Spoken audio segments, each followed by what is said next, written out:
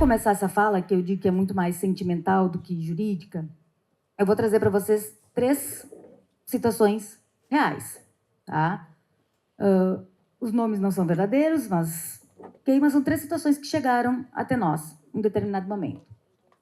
Uma trabalhadora, mãe solo, de 2 filhos, tá? Metalúrgica, 34 anos.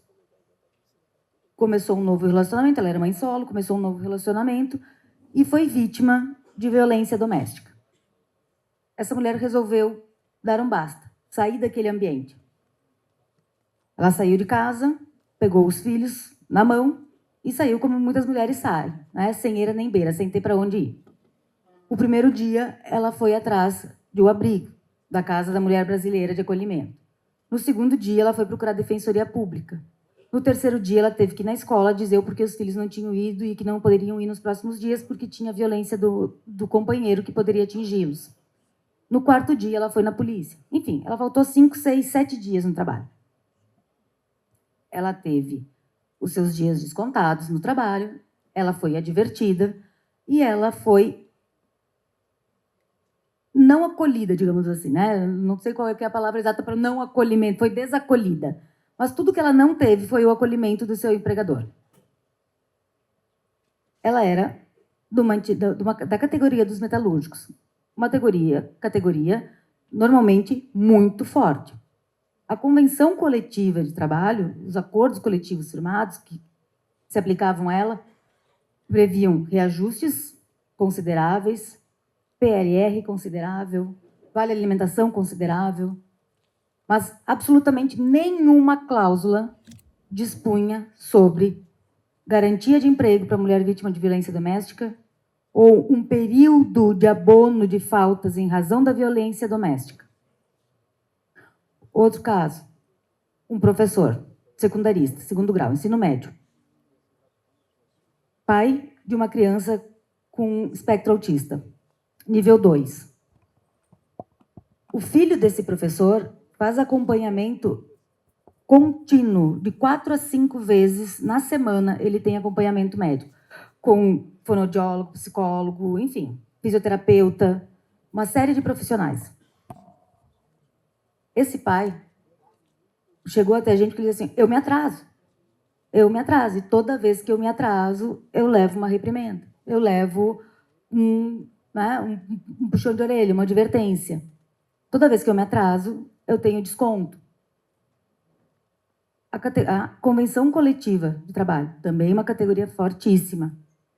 Nada dispunha sobre a possibilidade, até dispunha sobre o acompanhamento médico de pais, mas replicando a CLT, até os 6 anos. Para além dos 6 anos, nenhuma previsão normativa. Mulher trans, 28 anos, no setor de telemarketing.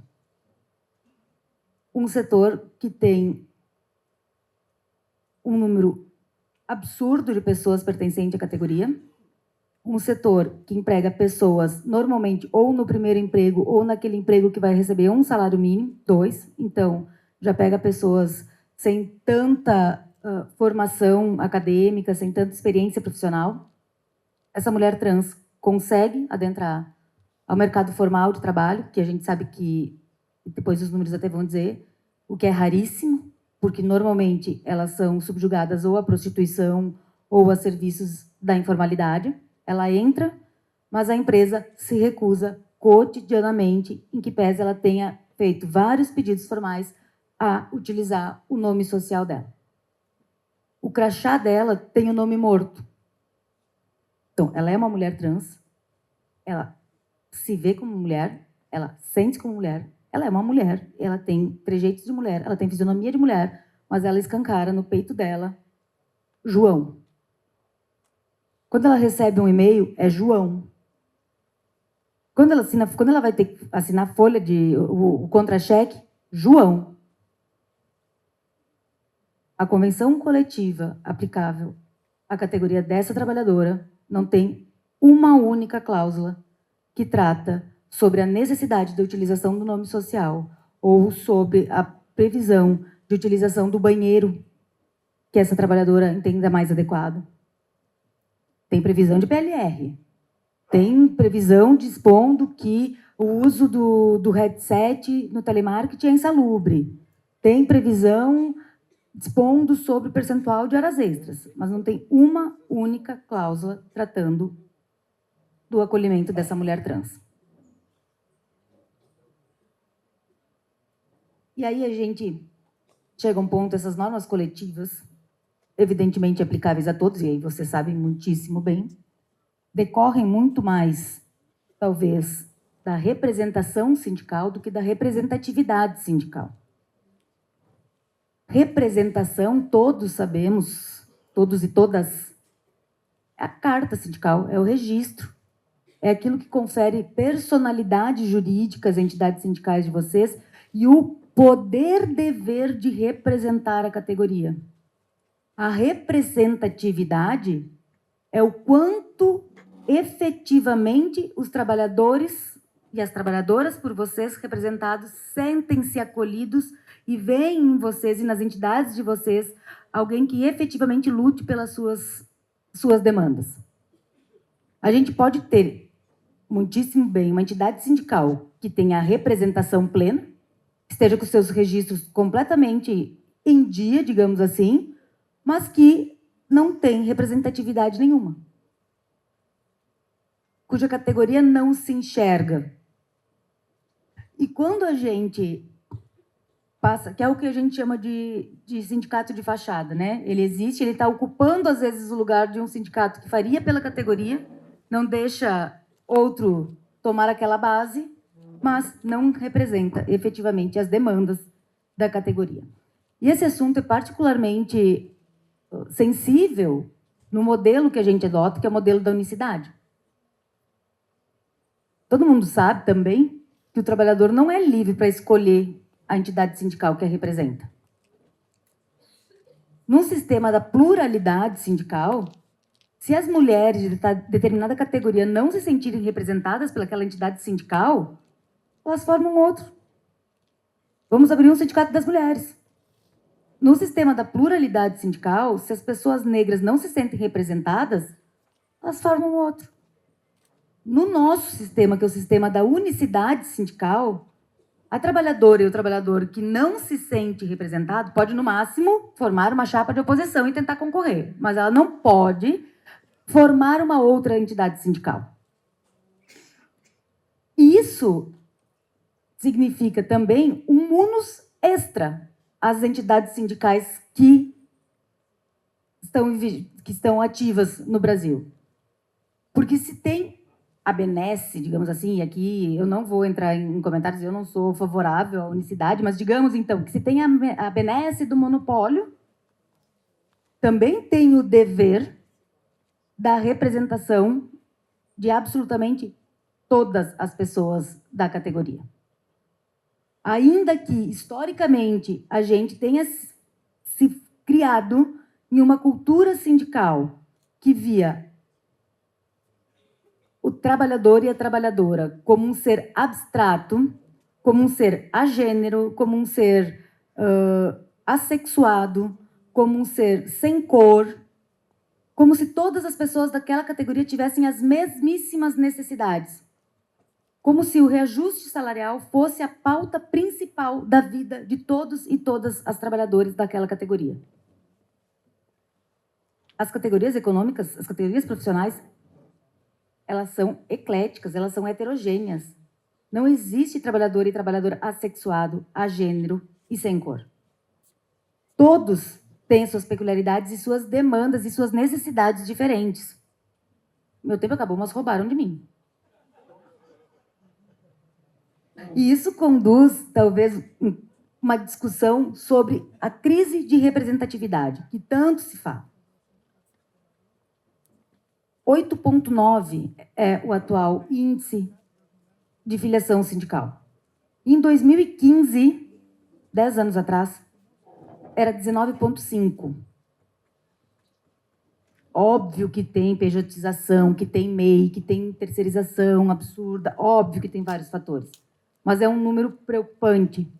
E, lá em 2015, quando foi se estudar o porquê que as pessoas não se sindicalizavam, de 83 milhões de pessoas não sindicalizadas, estimou-se que 21,9, quase 22 milhões de pessoas diziam que não se sentiam representadas, seus interesses não estavam na pauta de negociação ou que sequer conheciam os sindicatos. Então, a gente discute muito, doutor Paulo, a gente realmente discute isso, o porquê dessa sindicatofobia, dessa aversão ao sindicalismo, o porquê que hoje em dia ser sindicalizado, assim como ser seletista, virou sinônimo de chacota, de fracasso, de bullying. O que isso nos mostra é que, mais do que uma aversão, há um desconhecimento das atividades sindicais e um despertencimento daqueles que conhecem o que as entidades sindicais estão fazendo. Eu vou acelerar aqui, porque senão vai gritar pela segunda vez. Mas a gente tem que ter uma noção de quem é a classe trabalhadora brasileira. Aquela ideia da família em conserva, tal qual do trabalhador em conserva lá de 1940, tudo perfeitinho, o homem fabril, branco, saudável, meia-idade, pai de família responsável, não é a classe brasileira atual, a classe trabalhadora brasileira. 56% dos trabalhadores e das trabalhadoras brasileiras são negros, são pretos, pretos ou pardos. 44% são mulheres. Deste número, eu vou me forçar aqui para ler, para não mentir. Não tenho certeza, mas vamos lá. Quase 50%. Nós temos 44% de mulheres em atividade no Brasil, ocupando os cargos formais de trabalho, certo? Metade dos lares brasileiros são chefiados por mulheres. E 15% são chefiados por mulheres sozinhas, sem qualquer companheiro ou companheira. Vocês acham realmente que a necessidade no trabalho dessa mulher, que é mãe solo, é a mesma de um homem de 40 anos, que está branco, saudável, que está ocupando seu trabalho? Não é. Essa mulher tem muitas outras preocupações. Essa mulher precisa de um horário de creche que fique aberto até a hora que ela sai do colégio. Ela precisa ter com quem deixar o filho quando a creche está de férias. Que chega janeiro, eles fecham as férias, a creche, né? Ela precisa ter outras preocupações. Ela tem outras preocupações muito além do seu benefício salarial, digamos assim. E aí a gente tem que lembrar que, quando a gente fala da cultura sindical, que é aquilo que a gente vem fazendo todos os dias, sem até se dar conta, se criou no imaginário popular brasileiro, e mundial até, né? Mas por uma questão que a gente não vamos adentrar aqui, mas de que os interesses das mulheres, os interesses das pessoas LGBTQIA+, os interesses das pessoas negras são interesses identitários. São interesses dessas categorias, dessa parte da minha categoria. Não é. O interesse das mulheres trabalhadoras tem que ser visto como interesse geral de todas e todos os trabalhadores. Tem que ser visto como interesse a ser defendido por vocês com o mesmo afinco que são defendidas as pautas econômicas. Por quê? E aqui eu vou.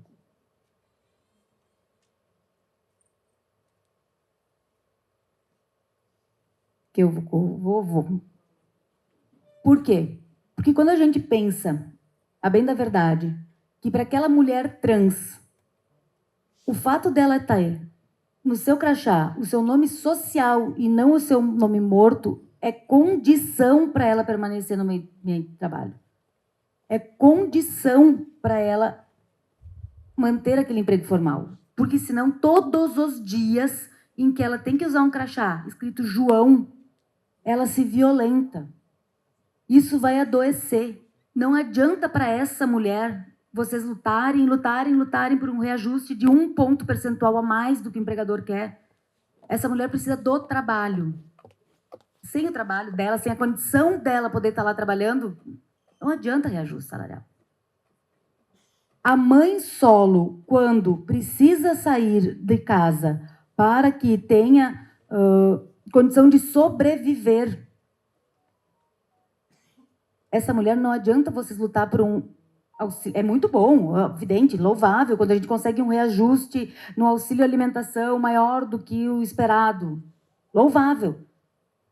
Mas se essa mulher não estiver viva, não adianta ter reajuste no vale alimentação. Se o trabalhador que tem um filho com espectro autista não tiver como levar ele para terapia, não conseguir ali uma flexibilidade de jornada, não for previsto um teletrabalho para esse profissional, ele vai ser extirpado, ele vai ser expulso do ambiente formal de trabalho. Então, muito bem, muito excelente a gente negociar um 14º salário, maravilhoso, mas ele pode ganhar 14º, 15º salário. Se ele não tiver como levar o filho dele ao tratamento, ele vai ser obrigado a sair do ambiente formal de trabalho.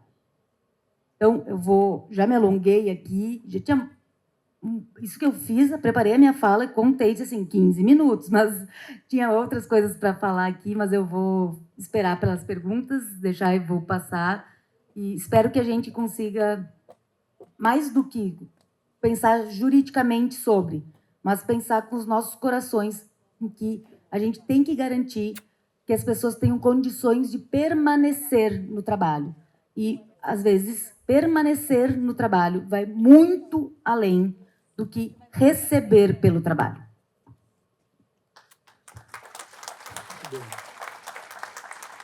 Bem, agradecer muito a doutora Cristina pela fala. Eu acho que deixa para todos nós aqui uma lição importante, a lição da inclusão. Todos nós sabemos da responsabilidade também de tudo que o movimento sindical, que cada sindicato pode fazer efetivamente a partir das convenções coletivas, mas eu acho que fica um recado importante aqui, né, para a gente olhar efetivamente para as pautas que são importantes dentro do contexto da inclusão. Eu acho que esse talvez o cerne da fala da doutora Cristina, para a gente olhar além de tudo aquilo que nós fazemos, da negociação e da importância efetiva da garantia salarial, mas efetivamente também para a gente ter a sensibilidade de cada um e cada uma aqui nas negociações coletivas e buscar a inclusão de pautas tão importantes. Muito obrigado mesmo. Nós vamos complementar depois com as perguntas. E agora nós teremos a oportunidade aqui de ouvir a doutora Luciana de Oliveira. Para a gente é uma alegria, doutora. Seja muito bem-vinda e fique à vontade por 15, 20 minutos ou pelo tempo que a senhora entender necessário, até que a gente peça o caminho. Muito obrigado. Boa tarde a todos e todas. Primeiro, eu quero agradecer pelo convite da CSB. É uma honra para mim estar aqui. Eu sou juíza do Tribunal Regional do Trabalho da 2ª Região, aqui de São Paulo, e eu atuo com dissídios coletivos porque eu sou a juíza auxiliar da Vice-Presidência Judicial. Essa semana foi uma semana particularmente muito complicada, porque nós tivemos que fazer toda a negociação envolvendo a possível greve dos metroviários e acabamos conseguindo que essa greve não acontecesse, não porque o tribunal considera que a greve é uma coisa ruim. Nós sempre partimos do princípio que a greve é um direito do trabalhador, mas a partir do... Essa questão até dos metroviários foi muito significativa, porque vai bem no caminho do que a doutora Cristina estava falando. Era muito mais do que o reajuste, era muito mais do que os benefícios clássicos. A discussão envolvendo os metroviários. Como é uma questão pública, até posso comentar com vocês. Eles já tinham conquistado o reajuste, eles já tinham conseguido todas as cláusulas que são normalmente incluídas nas negociações coletivas, vale-refeição, tudo isso. Faltavam cláusulas diferentes, que são cláusulas, assim, não diria de inclusão, mas de crucial importância para uma categoria, principalmente como metroviários, que é uma categoria muito diferente das demais. Você não encontra um metroviário aqui na esquina. Se a empresa demite um metroviário, é difícil para ela contratar um metroviário com anúncio de jornal. Não é assim. E foi uma negociação que envolveu, principalmente, construção de um plano de cargos e salários, que isso é uma coisa muito importante que as grandes empresas, por exemplo, tenham, que isso é uma coisa que engrandece o trabalhador. Eu vejo que aqui tem muitos sindicatos que são, por exemplo, de servidores públicos, eles sabem o quanto isso é importante, um plano de cargos e salários. Envolvia também pautas diferentes, como, por exemplo, escalas. Lá eles não estão falando em escala 6:1. Eles estão falando na escala 4 dias no horário diurno, 2 dias em horário noturno e 4 folgas. Então, bem que são discussões diferentes das discussões clássicas que a gente tem envolvendo as categorias. E nós conseguimos uma proposta até que veio do tribunal para eles começarem a negociar principalmente essas duas questões, intervalos diferenciados. Então, assim, é um olhar para o futuro. Eu achei muito interessante, particularmente, essa negociação envolvendo os metroviários, principalmente sabendo que eu vim aqui, porque lá eu vi que tinha várias dessas questões. E até tomando um gancho aqui no que a doutora Cristina estava falando, a gente tem visto hoje chegar ao tribunal mais pautas diferenciadas. Isso, para mim, particularmente, me causa grande alegria. Eu sou uma mulher que sou filha de uma manicure, sou neta de uma costureira, eu fui mãe aos 16 anos. Com 17 anos, eu prestei concurso para ser servidora do meu tribunal, fui aprovada. Comecei a trabalhar no meu tribunal com 18 anos. Esse ano eu completo 38 anos no meu tribunal, 25 anos como juíza e, antes disso, 13 anos como servidora. Então, eu sou também fruto da classe trabalhadora. Quando a gente lê por aí, a elite do judiciário, não. Pelo menos os juízes do trabalho, eu digo para vocês, a maioria vem da classe trabalhadora. A maioria dos juízes do trabalho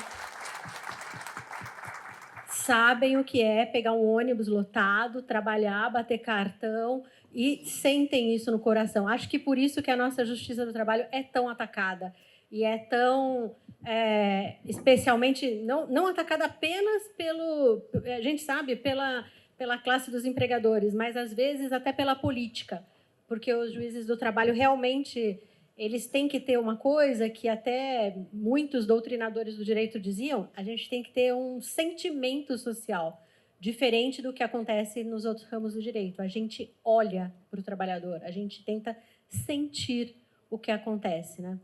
E a gente vê nessa questão da pauta da inclusão, que a doutora Cristina até tão bem falou, que é preciso ter um olhar para isso, ter um olhar para as mulheres, um olhar para a população LGBT, que ia mais, um olhar também para o trabalhador idoso. O trabalhador idoso ele também sofre com essa questão da inclusão, e é muito mais do que conter entre as cláusulas das convenções, dos acordos coletivos, uma cláusula prevendo uma estabilidade pré-aposentadoria, e sim uma cláusula de valorização, de olhar também para esse trabalhador mais idoso, que ele precisa ser ouvido. Eu sempre penso, o que está faltando para que o sindicato, para que as pessoas, entre aspas, se apaixonem de novo pelo sindicato, se apaixonem pelas cláusulas sociais? Eu vejo que é ouvir, acolher o trabalhador. O sindicato precisa estar onde o trabalhador está, ele precisa ouvir o trabalhador. Eu sei que é difícil, às vezes. Quantas vezes a gente pega no tribunal uma negociação coletiva que não está indo à frente por um motivo muito simples, porque a empresa não fala com o sindicato, ou não permite que o sindicato fale com a categoria. É uma luta, às vezes, para conseguir isso. Eu sei como é o dia de vocês em relação a isso, como é difícil, às vezes, bater na porta e ter um espaço. Mas eu sempre digo, se eles fecham uma porta, a gente abre uma janela. Se eles fecham a janela, a gente abre uma fresta. Se eles fecham a fresta, a gente entra pela chaminé, mas tem que dar um jeito do sindicato chegar até o trabalhador, ouvir o trabalhador. Porque senão a gente fica vendo umas bizarrices acontecendo, que recentemente eu peguei um caso, aí já como eu sou juíza convocada no tribunal, então eu também lido com os processos individuais em que o trabalhador, nós chamamos até para tentar uma negociação no tribunal entre aquele trabalhador e aquela empresa, e a empresa não cumpria nada da convenção coletiva. Então, por exemplo, a gente falava assim, qual o benefício que a empresa fornece? A resposta da empresa, a gente tem um espaço para eles jogarem videogame na hora do intervalo. A gente tem uma mesa de pembolim. A gente tem uma máquina de refrigerante que eles põem o copo lá, eles podem tomar quanto refrigerante eles quiserem. A gente tem, no horário de intervalo, a gente fornece docinhos para eles. Era isso, esses eram os benefícios que a empresa falava que fornecia para os trabalhadores. Ela falava, nada do que estava na convenção coletiva eles observavam. Você fala, mas e o vale alimentação? Não, aqui tem coxinha na hora do intervalo. Então, era coxinha mesmo, que eles tinham aquele lugarzinho para colocar os salgadinhos. E assim você vai vendo umas coisas bizarras. Mas isso por quê? Porque o sindicato não conseguia chegar até aquele trabalhador. O trabalhador vai descobrir esses direitos que tem, principalmente o trabalhador jovem, o trabalhador de primeiro emprego, o trabalhador que não tem experiência de vida. Ele só vai conhecer o que tem naquela convenção coletiva quando ele vai no sindicato se queixar do que está acontecendo, quando ele já chegou até aqui, ou então, quando ele é despedido e vai procurar um advogado para entrar com a ação trabalhista. Aí ele fala, nossa, eu tinha todos esses direitos, a empresa nunca observou. A gente teve até um caso muito curioso recentemente, que é a pauta das mulheres. Essa pauta das mulheres, olha, o sindicato que hoje não tiver um olhar para as mulheres está fadado ao fracasso, porque as mulheres são a maioria da classe trabalhadora. E eu vejo aqui, eu fico tão feliz de ver dirigentes sindicais mulheres aqui, quantas aqui na minha frente, eu falo, gente, é isso. As mulheres estão em todos os lugares, elas ocupam todos os espaços. E é isso, meninas, esse é o nosso espaço, que tantas vezes foi negligenciado.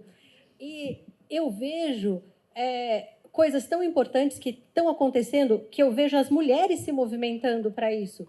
Hoje, quando a gente fala de creche, a gente pensa na creche com horário estendido, mas a gente também pensa que a mulher, que o marido, que o homem, ele precisa também ter o benefício do auxílio creche. O auxílio creche não é só para a mulher trabalhadora. O homem não tem filho? Na medida em que o homem começa a assumir mais responsabilidades pelos filhos, essa questão da licença paternidade estendida, isso é uma conquista não só dos homens, é uma conquista das mulheres. Porque o bebê, quando nasce, a mulher fica ali, sofrendo, ela precisa, no mínimo. E quantas vezes não tem rede de apoio? E às vezes, e muitas vezes o marido quer estar ali, quer ajudar, quer estar com o bebê, quer estar com a mulher, quer conseguir estar em casa, pelo menos para esquentar uma sopa para aquela mulher que acabou de parir e não tem essa condição. Com a licença paternidade estendida, todas as mulheres também serão beneficiadas e seus filhos. Esse é um olhar que a classe trabalhadora não pode perder, e os sindicatos não podem perder essa discussão. O sindicato não pode estar na borda da história. A meu ver, assim, o sindicato tem um papel tão importante e hoje em dia está estigmatizado, sim, por conta de um pensamento ideológico atrasado, que eu não sei o que foi essa nuvem que pairou sobre o nosso país e que fica aí nos rondando, que fez com que tantas pessoas passassem a ter um pensamento tão atrasado. Eu tive a oportunidade de vir aqui em março, que foi falar sobre sindicalismo e mulher, tudo, e eu trouxe um livro que foi sobre a greve de 1917, mostrei, quem estava aqui viu. A greve de 1917, vejam só, 100 anos antes da reforma trabalhista de 2017. 1917 é antes, gente, da CLT. Não havia direito do trabalho instituído no Brasil. E quando a gente vê as fotos daquela greve de 1917, vocês sabem quem estava em cima dos caminhões chamando para a greve? As mulheres. Porque as mulheres, naquela época, que estavam sujeitas às piores jornadas de trabalho e ganhando metade do salário. Eram as mulheres que estavam ali trabalhando loucamente com seus filhos pequenininhos e a criança, a partir de 5 anos, trabalhando na fábrica. E foram as mulheres que ajudaram a mudar tudo isso. Então, hoje, o sindicato que não tiver um olhar para a pauta das mulheres está fadado ao insucesso. O sindicato tem que olhar e ouvir as mulheres e ver quais são as pautas das mulheres. Quantas coisas interessantes. A gente teve um caso recente também de uma metalúrgica grande aqui no ABC de São Paulo. Ela começou a ser presidida por uma mulher, que é um orgulho para todas nós mulheres. Poxa, uma grande metalúrgica, ser presidida por uma mulher. E o que essa presidente fez? Ela falou, não, eu quero oferecer oportunidades iguais para todas as mulheres. Eu quero mulheres metalúrgicas. Ótimo, isso é excelente, realmente. E uma trabalhadora determinada lá, ela se tornou o exemplo disso. Uma moça, 29 anos, ela foi trabalhar nessa metalúrgica fazendo carros. Então, montando carros. Mas o que acontece? Gente, assim, o ambiente também tem que estar preparado para a mulher. O que a gente constatou? Passado 2 anos, essa mulher ela estava com diversas doenças ocupacionais. Para começar, a altura que havia, porque eles fazem tudo com... Os carros ficam em altura e elas vão parafusando por baixo. Era muito alto para aquelas mulheres. O movimento de giro de tronco exigia alguém que tivesse uma determinada compleição física, um determinado peso, e elas não tinham. Então, passados 2 anos, essa trabalhadora estava com uma série de doenças ocupacionais na coluna cervical, problemas de enxaqueca, e acabou sendo afastada do trabalho. E ela que tinha se tornado um símbolo daquela fábrica. Então, o que isso acontece? Boas intenções? Mas também você tem que ter um olhar.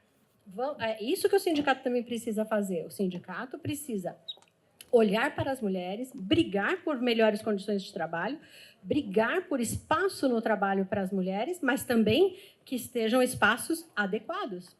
Porque não adianta você simplesmente jogar a mulher naquele trabalho e ela não ter nem condições físicas de desempenhar aquela atividade.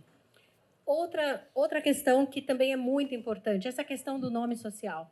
A questão do nome social, ela tem levado muitos meninos, meninas e a população LGBTQIA+, a muitas vezes não procurar nem atendimento médico, e ainda mais trabalho. Eu tive um caso de uma moça que era minha faxineira, que ela era uma mulher trans, e eu lembro quando ela conseguiu o primeiro documento dela com o nome social dela. E o primeiro documento que ela conseguiu foi o título eleitoral. Ela ligou para mim aos prantos, já fazia muitos anos que ela não trabalhava para mim, ela me disse, finalmente eu me senti uma pessoa, sabe? Aquilo me doeu tanto, sabe? E eu lembro que quando ela faleceu, ela acabou falecendo por... Ela desenvolveu um tipo de câncer, que era um câncer que veio do câncer de próstata, só que como ela era uma mulher trans, ela não ia ao médico, porque ela tinha vergonha de ir ao médico para fazer os exames anuais. E acabou morrendo jovem, 59 anos, por conta disso. Então, hoje, o sindicato ele tem, entre a classe trabalhadora, uma diversidade de tipos. Não existe essa homogeneidade. Não existe o trabalhador brasileiro é assim, a classe trabalhadora é isso. Não! E dentro de cada categoria, a gente vai encontrar especificidades. Eu tenho visto algumas categorias, especialmente categorias que têm um número elevado de mulheres, como, por exemplo, o pessoal que é da enfermagem, auxiliar de enfermagem, técnico de enfermagem. É uma categoria que eles lutam muito por questões que dizem respeito, sim, às mulheres. Eles lutam para incluir no acordo coletivo de trabalho, com várias empresas, uma cláusula que preveja atitudes em relação ao assédio moral e sexual no ambiente de trabalho. Que isso também é uma pauta que é muito importante para as mulheres. Assédio moral e sexual. As mulheres que estão aqui, elas sabem o que eu estou falando. É muito comum isso no ambiente de trabalho. E o que a gente precisa? Nós, na Justiça, a gente briga com as empresas para elas incluírem essa cláusula e, mais do que isso, incluírem um canal real, um canal sério para que as mulheres façam as denúncias.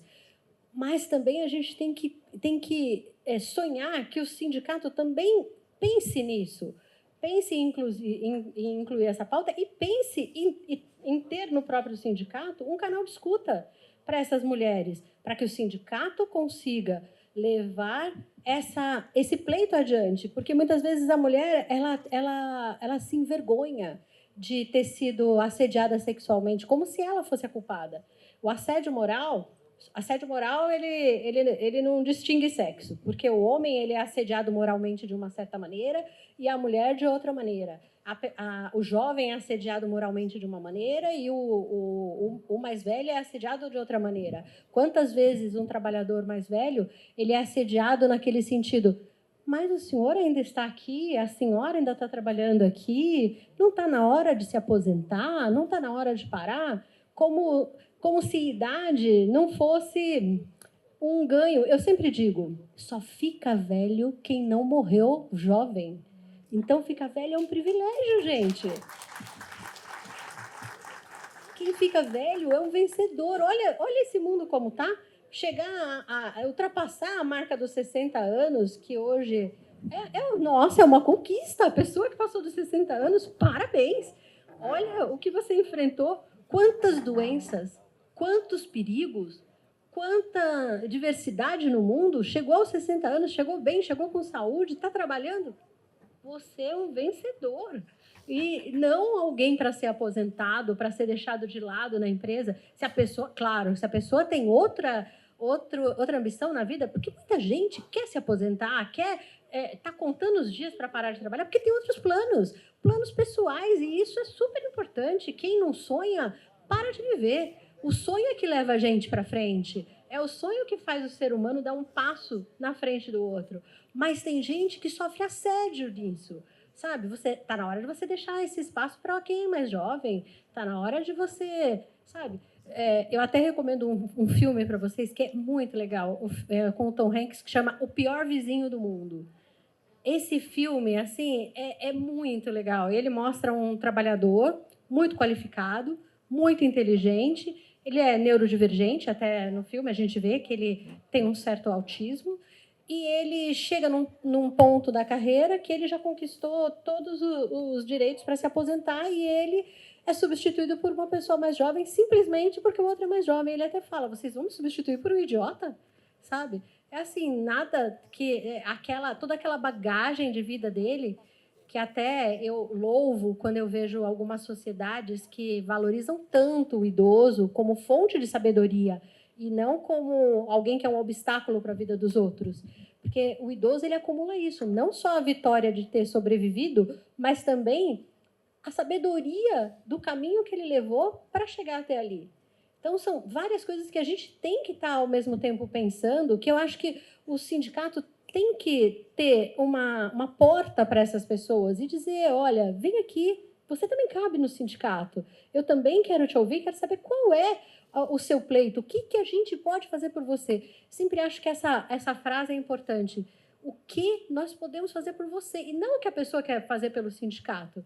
Porque hoje a gente está num momento em que a sociedade está iludida. Eu não acho que ela está dividida, ela está iludida com algumas ideias que depois o tempo vai mostrar que eram apenas ilusões, sabe? E você vai perdendo tudo aquilo que realmente transforma você em cidadão.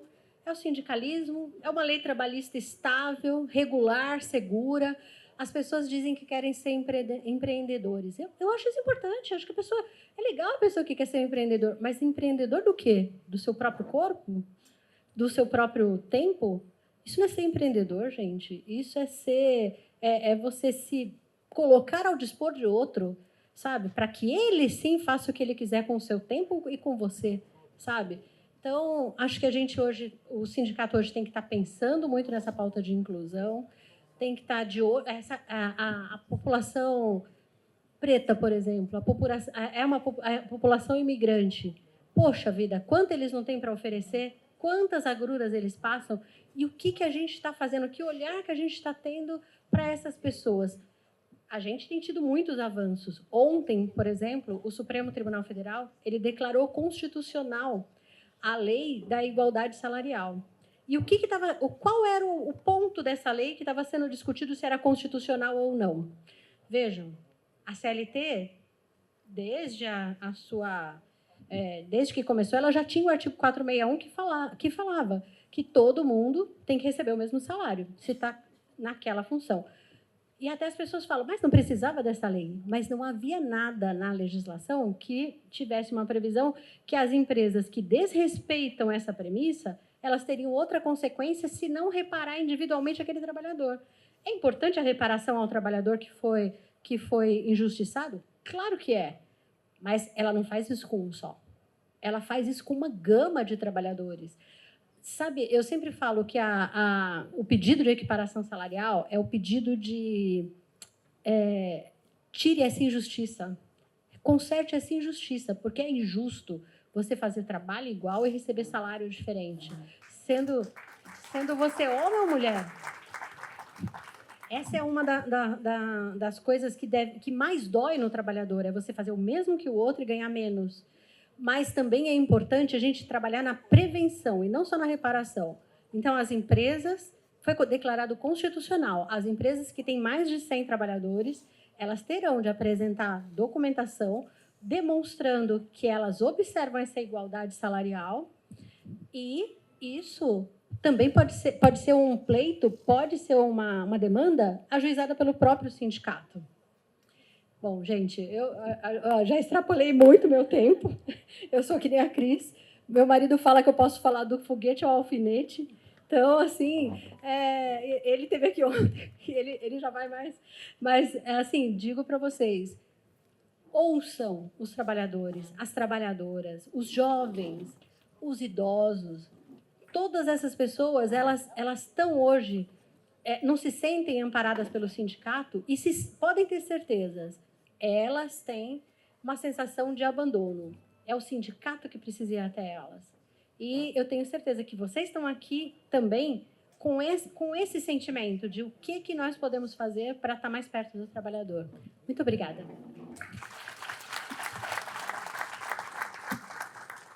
Muito obrigado, doutora Luciana. Obrigado mesmo por toda a fala. Acho que a doutora faz aqui para a gente um detalhe, acho que mais importante, né? Os sindicatos precisam criar canais de escuta. Nós precisamos entender a dinâmica do trabalhador, da mulher, de toda a dimensão da inclusão, para que a gente possa efetivamente fazer do sindicato um local onde pode tornar a vida das pessoas melhores, assim como nós já fazemos na luta por melhores salários e melhores condições de trabalho, mas entendendo as necessidades específicas de cada um. Eu acho que esse recado está bem dado para todos nós aqui. O canal de escuta já é a sugestão direta para que faça isso, porque é importante também a gente saber o que eu posso fazer efetivamente. E muitas vezes a gente não pergunta, né, o que nós devemos fazer para quem mais precisa.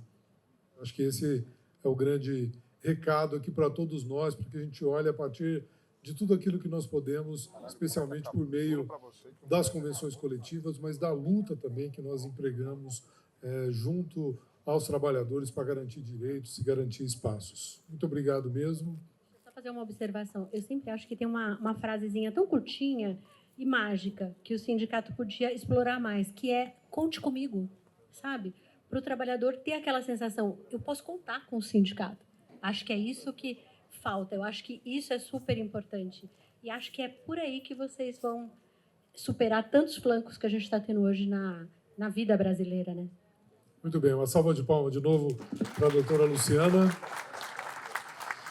E vamos seguindo aqui. Agora nós teremos a oportunidade de ouvir o Luiz Ribeiro, do DIEESE, que também vai trazer para a gente importante colaboração. Luiz, 15 minutos e o tempo for necessário para que você coloque para a gente o conteúdo importante para essa plateia aqui de dirigentes sindicais de todo o Brasil. Boa tarde a todos e todas, doutora Cristina, Luciana, Paulo. É um prazer muito grande estar aqui com vocês para falar sobre esse tema que é muito caro para todos, para a sociedade, para o DIEESE também, que é a questão da inclusão na negociação coletiva. Vocês têm um controlinho para...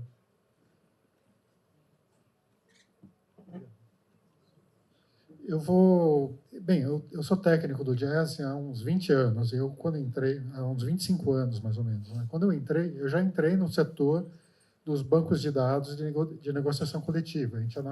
Eu comecei analisando greves, mas eu logo fui para o setor dos acordos e convenções coletivas. Então, eu tenho uma larga experiência de análise de negociação, de acompanhamento de acordos. E nesse meu período de vida no DIEESE, eu observei o quanto, né, meio como esse tema surge e ele vem crescendo, né, de importância na negociação coletiva. Antes a gente discutia coisas como reajustes, pisos, jornada. Não que esses temas não sejam importantes, eles continuam importantes. Está aí a discussão da jornada 6x1 agora, na sociedade posta, né? São temas importantes, mas foi crescendo assim ao lado essas questões relativas à inclusão. E produzimos muitos estudos, né, sobre inclusão social ou inclusão na negociação coletiva, a partir do que a gente veio observando nas negociações. Eu já passo aqui, então, para esse slide, em que a gente apresenta um resumo das principais categorias de trabalhadores, ou coletivos, ou grupos de trabalhadores, que demandam cláusulas específicas, né, direitos específicos na contratação coletiva. E aí nós temos, em primeiro lugar, as mulheres, né, as mulheres trabalhadoras, talvez seja o conjunto, o grupo mais desenvolvido no âmbito da negociação coletiva, aquela que tem uma pauta mais ampla e mais bem recebida nas negociações, pelo seu histórico de luta. Como disse a doutora Luciana, já desde 1917, as mulheres estão na liderança de vários processos das relações de trabalho. Então, até pela essa história, esse passado, a gente observa que a negociação das garantias relativas a mulheres, elas são mais desenvolvidas que de outras categorias de trabalhadores.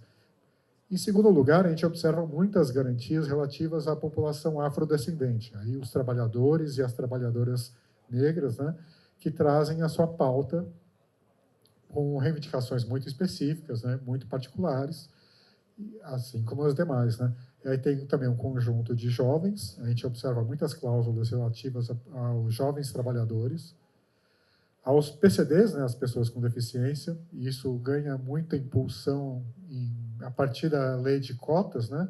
Acho que a entrada principal desse tema dos PCDs na negociação coletiva é a lei de cotas, mas tem todo um conjunto de garantias, como a gente vai observar, relativas a essa população.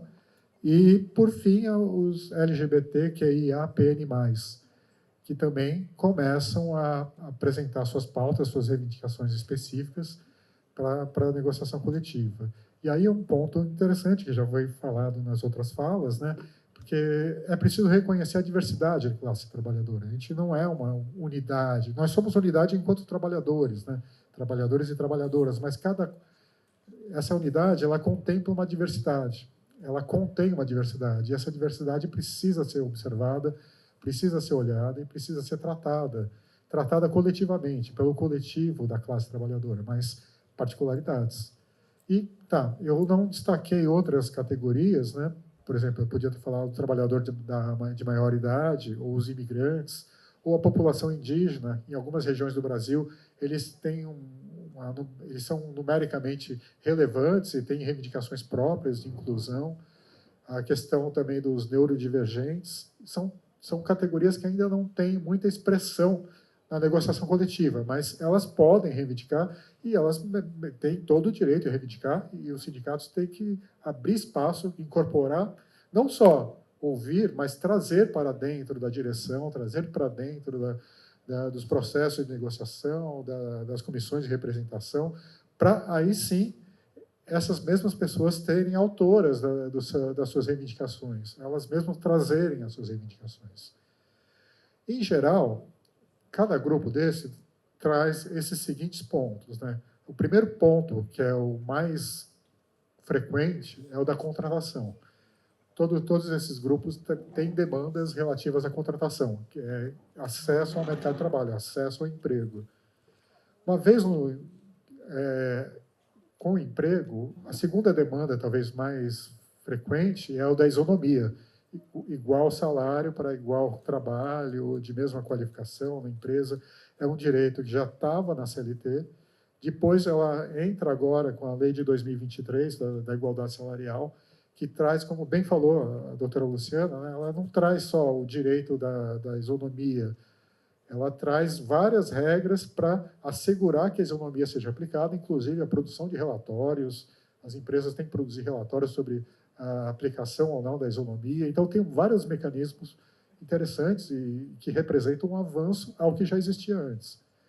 A questão da igualdade de oportunidades é essencial, ou seja, não basta ter um emprego e não basta receber um salário adequado, justo igual ao de um outro trabalhador nas mesmas condições, é preciso ter igualdade de condições de promoção e de tratamento dentro da empresa. E, complementando, o combate à discriminação. Todo grupo específico luta pelo reconhecimento à sua dignidade, né? E quer que se reconheça como uma pessoa digna e portadora de direitos e que não seja vítima de discriminação. Esses 4 pontos são essenciais, mas cada grupo vai trazer as suas próprias pautas, né? Porque a gente tem que entender que é preciso reconhecer as condições específicas de cada grupo, as condições biológicas, as condições sociais, porque não adianta assegurar emprego, salário, se não se reconhece as condições em que vivem aquelas categorias de trabalhadores. Isso vai ficar mais claro à medida que eu for apresentando cada grupo, né? Então, relativa à questão da mulher trabalhadora, a gente observa, além daquelas garantias já faladas anteriormente, a gente tem questões muito específicas, né? A condição de ser mulher. Vocês devem saber muito melhor do que eu. Você tem questões relativas à gestação e à maternidade. É preciso reconhecer esse aspecto da existência da vida das mulheres para que ela possa ter uma inserção digna e um trabalho digno na empresa, ela possa ter uma vida digna. Então, cláusulas relativas à gestação, cláusulas relativas à maternidade, elas são muito importantes. Questões das responsabilidades familiares. A gente sabe que muito das tarefas domésticas, digamos assim, ou tarefas familiares, o trabalho do cuidado recai fortemente sobre as mulheres. Então, é preciso que as negociações reconheçam os direitos ou garantias relativas a responsabilidades familiares. Por exemplo, direito à ausência para levar filho ao hospital. Às vezes nem é só o filho, é o pai, é o sogro, é o cunhado. Então, há bônus de faltas relativos a isso, direito a poder participar de reuniões escolares, quando você tem compromissos escolares das crianças, das suas próprias crianças. E tem a questão da saúde, a saúde da mulher é essencial, você tem questões específicas da saúde da mulher. E faltou um tema aqui, nesse ponto, que é a questão da violência, que vem ganhando muita importância. E aí a violência ela envolve questões de assédio moral e sexual, e envolve também a violência doméstica. Então, existem acordos e convenções que tratam do direito a abono de faltas, ou às vezes até uma assistência jurídica à mulher que é vítima de violência doméstica. Ela pode procurar o RH da empresa, porque está assegurado na convenção coletiva que vai ter lá alguma representação que vai assegurar esse cuidado e essa assistência à mulher vítima de violência doméstica. Então, esse é um conjunto das garantias que a gente costuma observar e vai aparecendo e vem se desenvolvendo ao longo dos anos, né?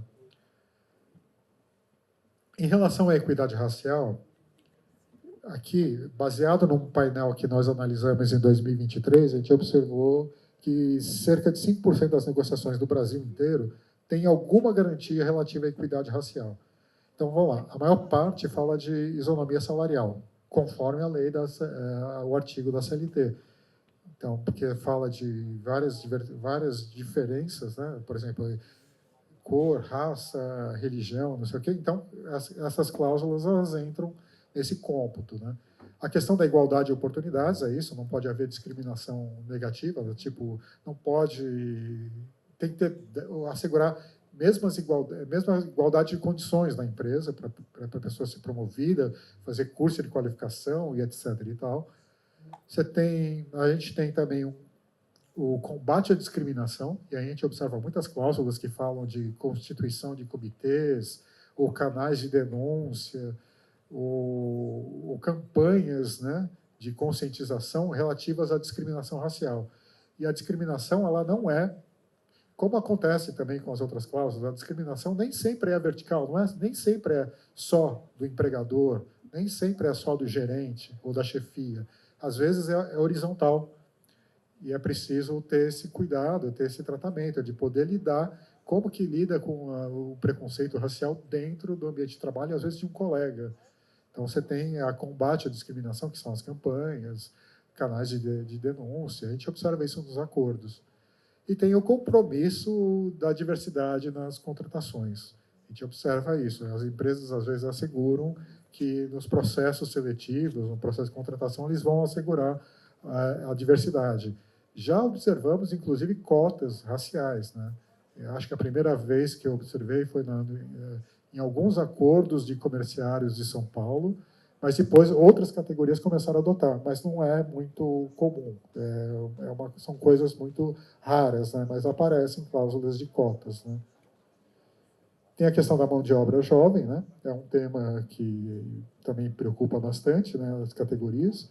A gente vê cláusulas de aprendizes, estagiários, primeiro emprego. Então, você tem um conjunto de cláusulas que falam disso, que permite o acesso, né, ao trabalhador jovem ao mercado de trabalho.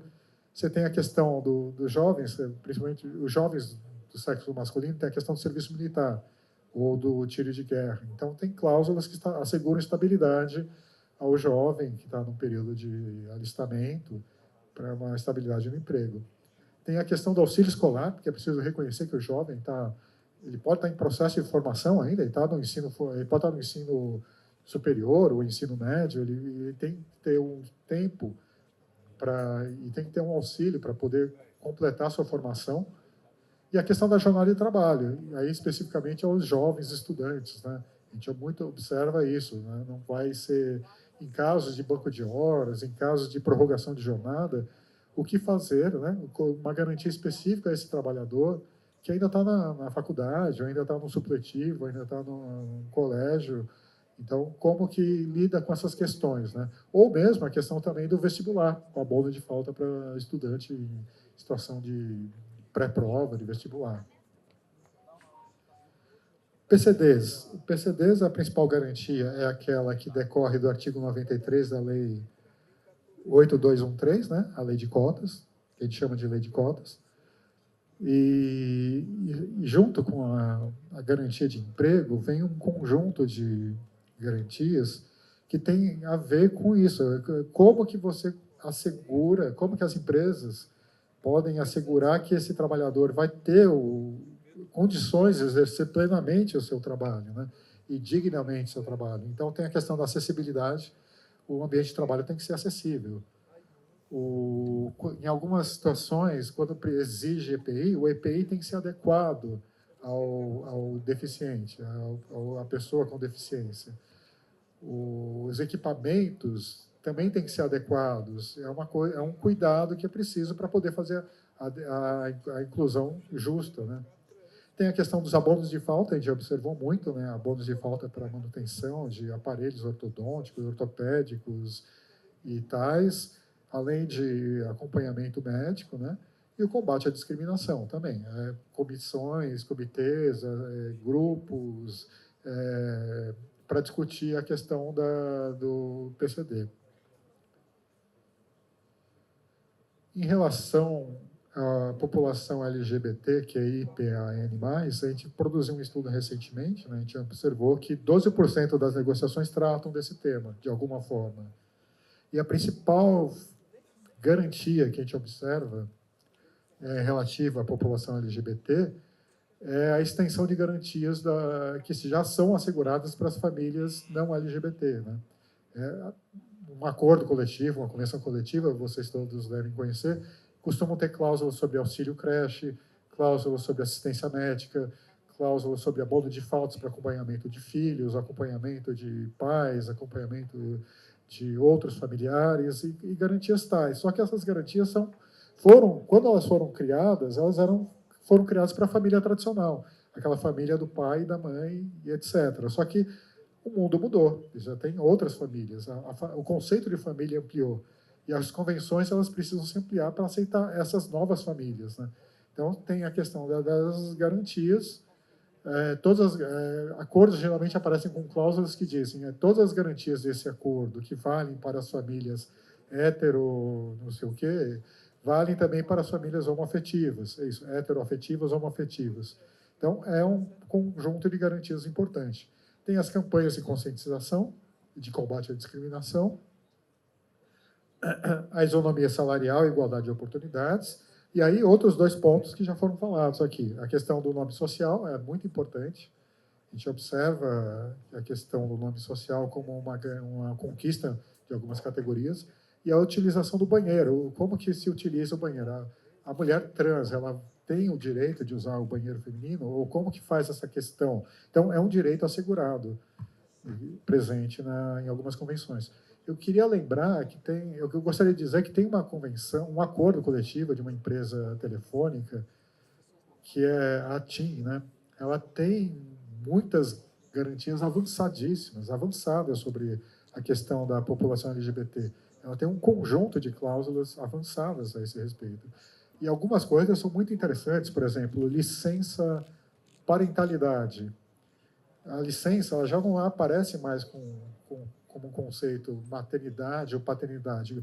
Ao reconhecer essas novas famílias, né, o conceito se amplia, e aí vira uma licença parentalidade, aí fica a cargo do casal ou da pessoa, do trabalhador, dizer se aquela licença que ela vai usufruir vai ser de 6 meses, ou vai ser de 1 mês, ou tal, porque já não está mais associado ao sexo de nascença, mas está associado a uma nova identidade.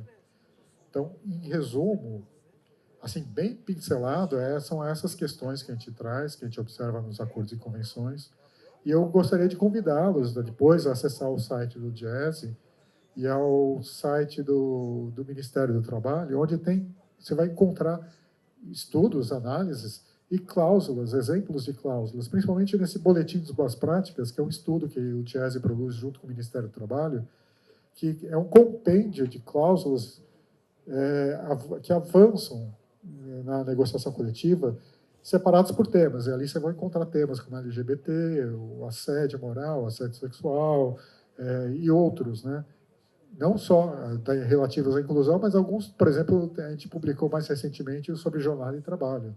Então, a gente fala de categorias que conseguiram reduzir a jornada para menos que 44 horas semanais e também discutiram a questão da escala, né? Reduziram da escala de 6:1 para 5:2. E aí, acho que agora eu encerrei a minha parte, eu deixo para a gente fazer o debate, né, depois e avançar nesses pontos.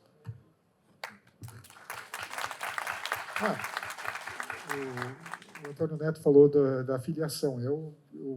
Nós, do Diese, nós trabalhamos diretamente com o movimento sindical. Nós somos uma criação do movimento sindical e dependemos também do movimento sindical. Os sindicatos são filiados e, ao se filiar ao Diese, o Diese vai produzir estudos específicos, vai fazer um trabalho de assessoria. Nós fazemos vários tipos de trabalhos, né? Tipo formação, o trabalho de assessoria na negociação coletiva e trabalhos como esse, de análise de cláusulas, e apresentamos relatórios de cláusulas. É muito importante, assim.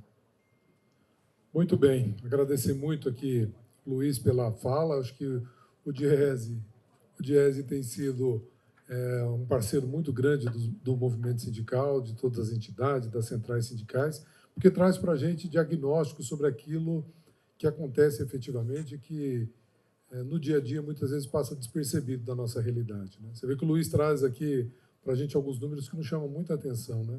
5% das convenções tratam sobre igualdade salarial, 5% tratam da proteção aos PCDs, a pessoa com deficiência, 12% trata da população LGBT. Quer dizer assim, nós precisamos, de fato, né, ter um olhar a partir dessa visão e específica dos números que o Diese traz, porque reflete, de fato, a realidade das negociações coletivas do Brasil, a sensibilidade, e aqui, Luiz, e todos aqui, o objetivo desse momento nosso aqui é um momento de transformação das pessoas, de mudar olhares, de fazer uma compreensão diferenciada sobre aquilo que nós estamos fazendo.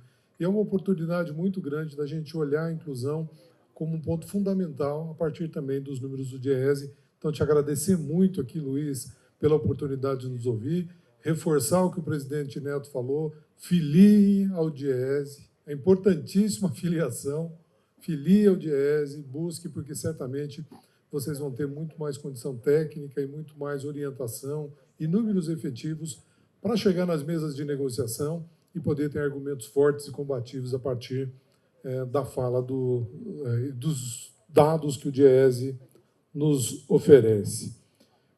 Para finalizar o painel e para a gente ir para as perguntas, finalizar esse momento das falas, eu vou, de novo, aqui repetir a pergunta que nos orientou nesse painel. A negociação coletiva está acompanhando as mudanças da sociedade ou ainda negocia olhando para o mundo do trabalho que não mais existe? Acho que essa pergunta fica para cada um, para ter um olhar crítico sobre a nossa atividade. Nós sabemos da importância de todos nós, mas a pergunta está colocada aí. Nós queremos muita participação de todo mundo, então nós vamos abrir a oportunidade de 6 perguntas, e aí peço que vocês nos ajudem para que sejam direcionadas 2 perguntas, as perguntas de forma alternada, para que cada palestrante possa poder responder a pergunta de vocês. Mas antes, vou atender aqui um pedido que veio. Cacau, já vou abrir aí. Cacau estava levantando a mão desde a hora que começou a palestra. Vai ser o primeiro, hein, gente? Vou de novo aqui, a partir do feedback que veio de vocês, que a doutora Cristina colocou no início da palestra, sobre a questão do pacto do combate ao assédio eleitoral. Então, vou pedir para colocar aqui na tela novamente, para que todo mundo possa olhar. Primeiro, para vocês olharem de que forma é feita a adesão, e a doutora Cristina já colocou bem isso para nós, doutora Cristina, sobre essa condição. É muito fácil de fazer a adesão.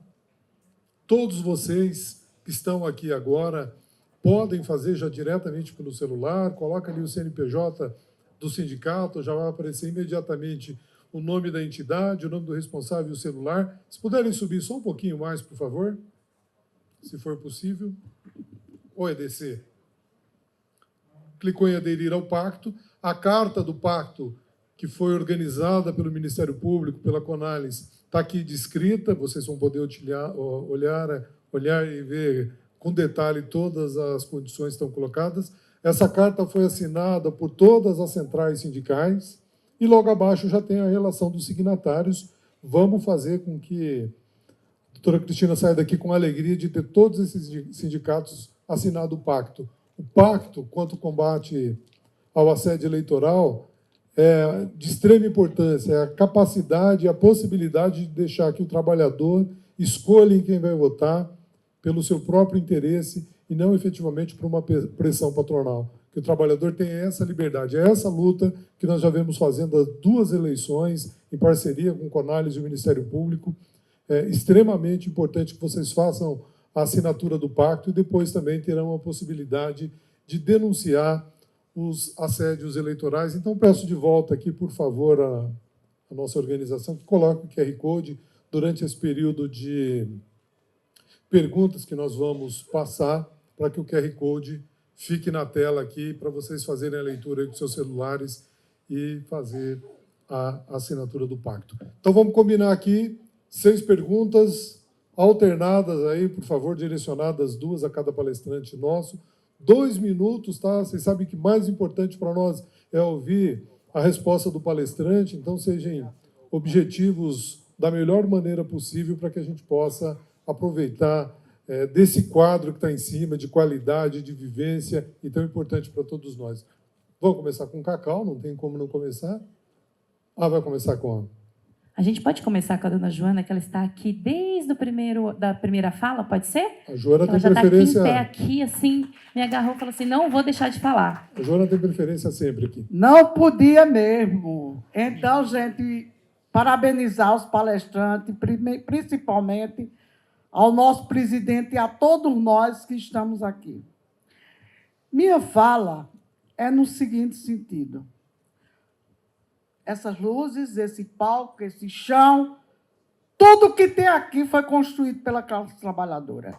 O almoço que a gente fez, aí quem plantou, quem colheu, quem trouxe para a mesa, a classe trabalhadora. Só que essa classe trabalhadora dividiram em 2 condições. Trabalhadores e servidores públicos, como se os servidores públicos não fossem trabalhadores. E colocaram 2 justiças e a gente sem direito a uma justiça especializada, que é a Justiça do Trabalho. Com todo respeito a todos os juízes, promotores, desembargadores, da justiça comum, inclusive meu esposo era promotor de justiça, mas eu também fui juíza classista na época que a Justiça do Trabalho tinha o representante do trabalhador, o representante patronal e o juiz togado. E lá se julgava as questões trabalhistas do servidor público. Nenhum sindicato é contra patrão. A Justiça do Trabalho não é contra patrão. A gente busca o direito do trabalhador onde o mau patrão agride. O bom patrão é aplaudido pelo movimento sindical e é aplaudido pela classe trabalhadora e pela Justiça do Trabalho, que lá vai buscar o quê? O nome já diz, justiça.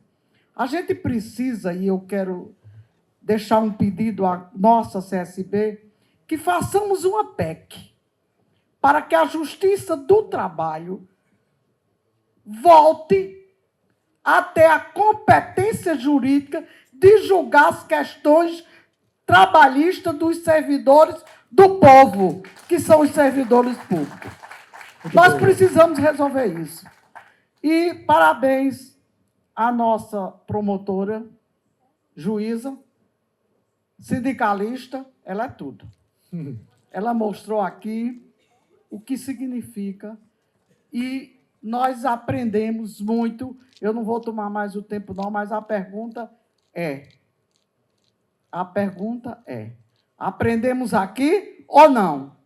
Eu sim, e parabéns à nossa central. Muito obrigado, muito obrigado. Não temos pergunta nessa, vamos ao Cacau. Pelo que eu vi aqui, depois o Arnaud. Tem mais, hein? Eu estou com problema de ombro aqui, de vez em quando não era para eu chamar, não, mas tudo bem. Era gente, tique? Boa tarde, era tique aqui. Estou com desde ontem. Gente, nós temos que entender algumas coisas aqui. E eu, assim, na fala anterior, eu disse que nós estamos na idade de pedra, mas não tirando que tem muitos sindicatos aí, muitos presidentes que não querem largar o osso, né? Então, a gente vai tirar essas duas condições para acrescentar no debate aqui, nesse sentido, né? Parabenizar os palestrantes, né, pela exposição, mas dizer que CCT e ACT ele não resolve as questões sociais e culturais, né? Cabe aos poderes públicos a regulação e o judiciário a punição, né? O papel dos sindicatos cabe às denúncias e o aprimoramento das suas cláusulas trabalhistas. Então, quando a nova procuradora disse o posicionamento dela da questão da pluralidade e a unicidade, eu não vou entrar nem nesse mérito, que é uma discussão muito ampla sobre isso, né? Mas a pluralidade enfraquece essas questões, tanto sociais quanto culturais, não é? Por quê? Porque, como o nobre membro do DIES disse, cabe às classes buscar ampliação dos setores internos sindicais. Então, nada impede, e eu vou te citar o meu exemplo, né, de procurar o sindicato e querer participar do sindicato. Podia ser negro, podia ser LGBT, podia ser PCD, né, e, através de lá, os sindicatos me ouvir, como a juíza disse, e criar departamentos internos para que nós lutamos em favor desse associado que nos procurou, reivindicando um direito da qual ele está incluído. Então, a unicidade sindical garante essa questão, e a pluralidade enfraquece essa questão, né? Conclui, Cacau, por e, favor. para finalizar, que é a minha pergunta, né? Nós lá contratamos o PDC, lá dentro, no nosso sindicato, divergentes, teve um até que passou uma surda-muda, passou em primeiro lugar em biomedicina, a gente tenta fazer isso. Criar uma secretaria social para a inclusão dos aposentados, né, com prioridade, né, e cabe ao trabalhador estabelecer, né, uma participação maior e um comprometimento. Por isso que ele não conhece o sindicato, porque talvez ele nem pode, ele quer cuidar da família. Conclui, Cacau, por favor. Então, a minha pergunta seria o seguinte: não é melhor que o trabalhador, as campanhas de defamação dos sindicatos, e o patronato a todo momento interferindo. Não cabia melhor o CONALES, ou o judiciário, os poderes, fomentar a participação da sociedade para incluir diretorias, para cuidar dos neurodivergentes, dos PCDs, dos negros, essa classe que luta para aprimoramento das cláusulas trabalhistas. Obrigado, Cacau.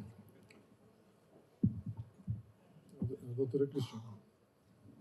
Bom, ainda bem que a gente vive num ambiente democrático, respeito completamente o teu entendimento, né? Ainda que não seja exatamente igual ao meu.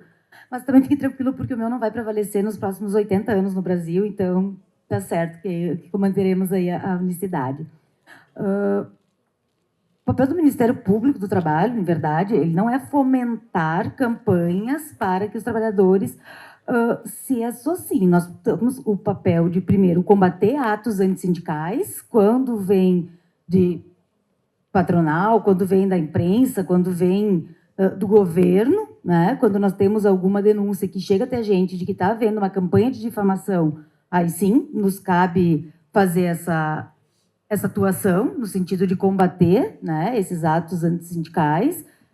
E, evidentemente, que a gente busca, em certas medidas, tutelar a liberdade sindical, então, para fortalecer esses sindicatos. Inclusive, nós estamos há alguns anos lutando, somos aqui uma das cabeças de frente lutando para que seja mantida a contribuição assistencial, para dar poder aos sindicatos de atuar, de fazer a sua busca ativa aos trabalhadores, né? Mas e aqui falo muito abertamente, assim, eu não sei se a melhor... E aí não sei por não saber mesmo, não é um não sei... Não sei, eu desconheço, e talvez, se alguém tiver, tu tens o teu entendimento, mas eu não sei até que pese a melhor saída é não ver os nossos próprios problemas enquanto... E aí eu falo nossos, me incluo, enquanto uma pessoa que pese não seja sindicalizada, porque eu não posso ser sindicalizada, mas certamente, se pudesse, seria. Mas atribuir ao trabalhador a culpa pelo não pertencimento. O trabalhador é o culpado por não conhecer as pautas do sindicato. O trabalhador... Então, assim... Pois é. Então, assim, eu não sei se é esse momento da gente dizer, olha, o trabalhador deveria buscar conhecer, o trabalhador tem que vir. Nós chegamos numa quadra que eu acho que a gente tem que pensar em como a gente resgatar o trabalhador. E não esperar que o trabalhador venha atrás da gente e buscar as soluções para os problemas. Mas é o meu entendimento, mas realmente, é o entendimento de quem vê pelo mundo acadêmico, de quem vê pelas denúncias, não de quem não está na luta como vocês estão. Mas eu acho que não dá para a gente esperar que o trabalhador venha ao sindicato. O trabalhador está indo para outras linhas. Né? É sobre isso, não é? Isso. Muito bem. Eu sou Clarice, lá do Rio Grande do Sul, presidente da Federação dos Municipários do Estado do Rio Grande do Sul. E sei que acho que é a doutora Luciana ou Cristina para me responder. Mas antes de fazer a pergunta, eu quero linkar, respeitando o Diese, porque uso todos os dias os dados do Diese.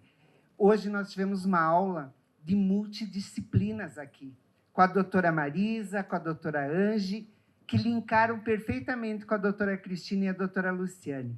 O meu público-alvo, que é o servidor público, ele está aí nos excluídos, porque nós sabemos que nos tiraram o direito de ser defendido pela Justiça do Trabalho por não nos considerarem trabalhadores. Nós somos peças de um orçamento público que ninguém exige seja comprovado.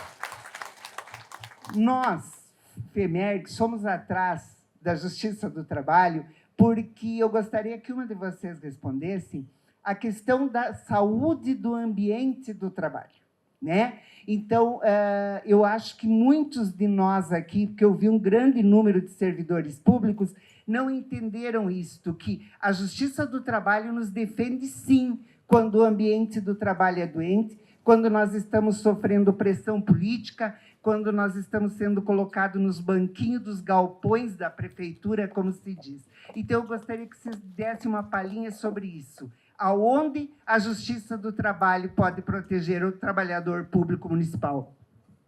Doutora Luciana. Eu vou responder como juíza do trabalho e porque eu sei o que você está falando, eu sinto o que você está dizendo. Nós sofremos nos últimos anos, não só vocês, a Justiça do Trabalho também, estamos sofrendo um processo de desvalorização e de retirada de competências.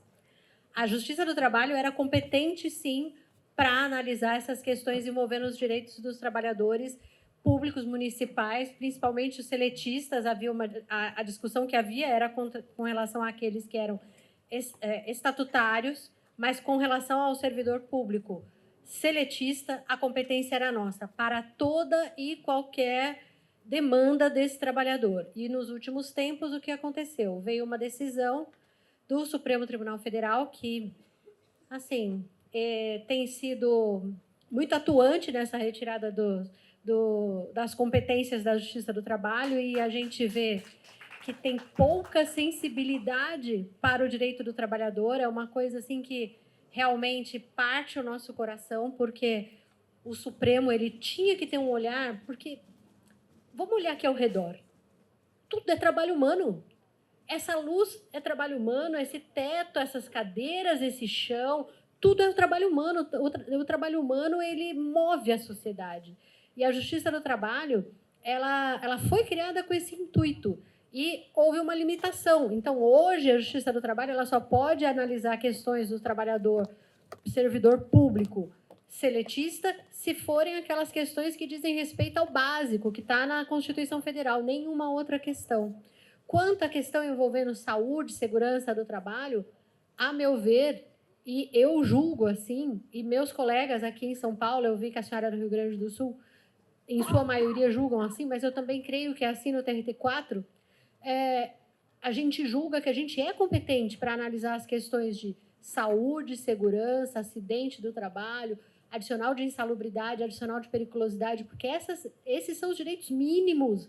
Quando a gente fala em direito mínimo, é assim, o mínimo para a existência de um trabalhador é ter assegurada principalmente saúde e segurança.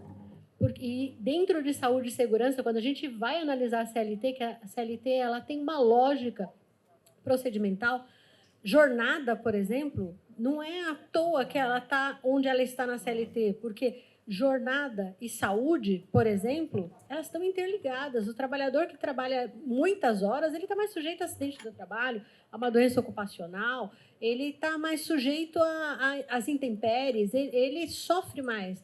Se a gente fica horas e horas trabalhando, não chega no fim do dia, nós estamos um bagaço. Ao longo do tempo, nossa saúde física e mental se esvai.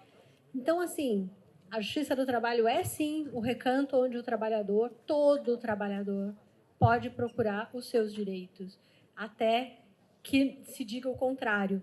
Mas a grande luta que a gente tem é que os trabalhadores mesmo movam-se e, assim, vão na direção de lutar com a gente pela Justiça do Trabalho. Porque os juízes do trabalho, o Ministério Público do Trabalho, têm uma grande preocupação com isso. E quando disserem assim, mas a Justiça do Trabalho, o direito do trabalho ele é protetivo. Todo direito é protetivo. O direito do consumidor, ele protege o consumidor. O direito de família protege a família. O Estatuto da Criança e Adolescente protege a criança. A lei tributária, ela protege o contribuinte. Não existe legislação que não seja protetiva. E é no mundo inteiro, tá? Posso fazer só um complementozinho aqui para até deixar bastante clara o posicionamento do Ministério Público do Trabalho nesse sentido e a nossa luta, que a gente também precisa de vocês para essa luta. Primeiro, a primeira senhora que fez a fala foi muito feliz na defesa, a juíza classista foi muito feliz na defesa da competência da Justiça do Trabalho nesse ponto, e endosso a fala dela. Eu acho que tem que ser proposta uma PEC mesmo para regarantir aquilo que a Emenda Constitucional 45 já tinha garantido, né? Então, assim, o Constituinte garantiu competência para a Justiça do Trabalho, o STF usurpou essa competência, tá? E o STF vem julgando muito, e aqui falo como cidadã, não como procuradora, vem julgando muito com uma análise econômica do direito, não com uma análise de cidadania do direito, né? E usurpou essa competência, a gente tem que lutar por ela de novo. Mas, enquanto a gente não avança, nós lutamos pela defesa da súmula 726 do STF, A súmula 726 é uma súmula antiga, quando ainda não havia súmulas vinculantes, então tinha os verbetes sumulares, mas estabelece lá que a Justiça do Trabalho é a justiça competente para as demandas que julguem meio ambiente do trabalho, independentemente do vínculo que há entre o tomador de serviço e o prestador de serviço. Então, isso é consenso no STF, que, em se tratando de meio ambiente de trabalho, a competência, ainda que seja servidor público estatutário, é da Justiça do Trabalho. A nossa briga... Esse é o nosso sonho. A nossa briga é a definição do que compõe meio ambiente de trabalho. É certo, que se cair essa lâmpada aqui, porque estava mais estruturada, é meio ambiente do trabalho, pelo STF. Então, é competência da Justiça do Trabalho. Se cair o teto da Prefeitura Municipal, é meio ambiente do trabalho, e aqueles servidores estatutários que estavam ali dentro vão ser guarnecidos nas questões de meio ambiente do trabalho pela Justiça do Trabalho. A nossa briga, e tem sido uma briga constante, é para incluir assédio moral e assédio sexual na definição de meio ambiente de trabalho. Então, a gente entende que todo assédio causa um adoecimento. E aí, evidentemente, tem reflexos no meio ambiente do trabalho. Quando a gente entende meio ambiente do trabalho, não só como espaço físico, mas todas as questões, sejam elas corpóreas ou não corpóreas, um assédio, que tem reflexo direto na saúde e segurança do trabalhador. Então, afetou a saúde e segurança do trabalhador? Para a gente, é meio ambiente do trabalho e tem que ir para a Justiça do Trabalho. Mas o STF está sendo um pouco, surpreendendo no total de ninguém, está sendo um pouco refratário, né? Então, nós tivemos aquele caso da Fundação Zumbi dos Palmares, por exemplo, né?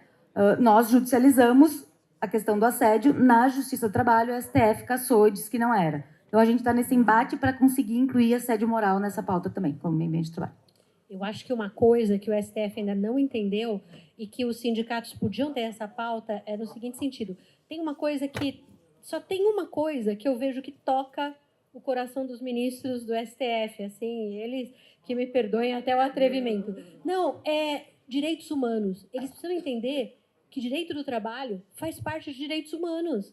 É o básico do direito humano, é o exercício de um trabalho. Eu sempre falo que o trabalho é uma coisa tão importante que isso adere até a própria personalidade do trabalhador. Então, quando você vai mencionar a Cristina, as pessoas perguntam, que Cristina? A Cristina, procuradora do trabalho. O Paulo, que é da CSB. A Joana, professora.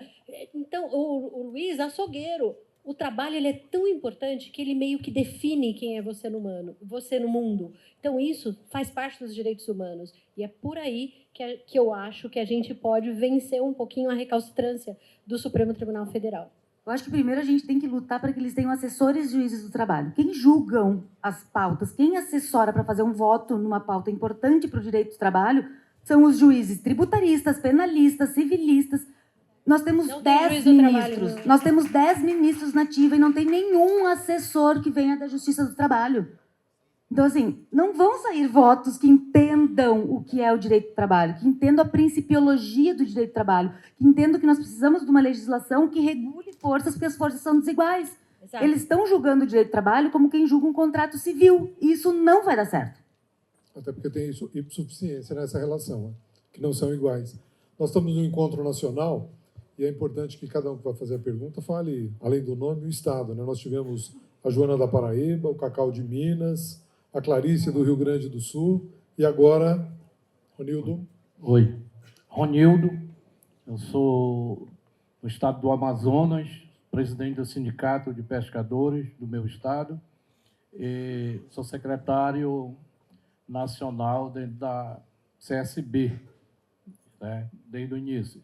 E assim, eu ouvi aqui, a pesca aqui, até é meio estranho se colocar aqui dentro, mas agradeço muito ao Neto, porque ele me fez o convite do meu estado ali, muito longe, e eu vou tentar aqui, com certeza, em 2 minutos, dizer assim, eu acho que seja até para a juíza, a doutora Luciana, eu ouvi algumas coisas aqui, ó. Fica velho, quem não morreu novo, o povo às vezes é iludido, mas não dividido. O que devemos fazer a quem mais precisa? Exercer pessoas com deficiência, saúde, responsabilidade de família. Então, é um caso que, muitos casos que tem lá no nosso Amazonas, mas um caso aqui, ser rápido nisto. E eu conheço uma pescadora, ela já vai perto dos 47 anos, tem um filho que vai fazer 22 anos que nunca andou. Então, ela vive, doutora, a vida para aquela criança. Carrega, ele tem quase 60 quilos e ela já sofreu alguns problemas. Ela é mãe e pai daquela criança. E eu já tentei algumas vezes, indo às autoridades lá do nosso estado, até a Previdência Social, para que direito aquela mãe tem, porque a vida dela é a vida daquele rapaz. Ele é bem de consciência, ele só, eu não sei explicar a doença que tem, ele ficou com as pernas assim, que os ossos trouxeram as mãos, mas ele fala muito bem.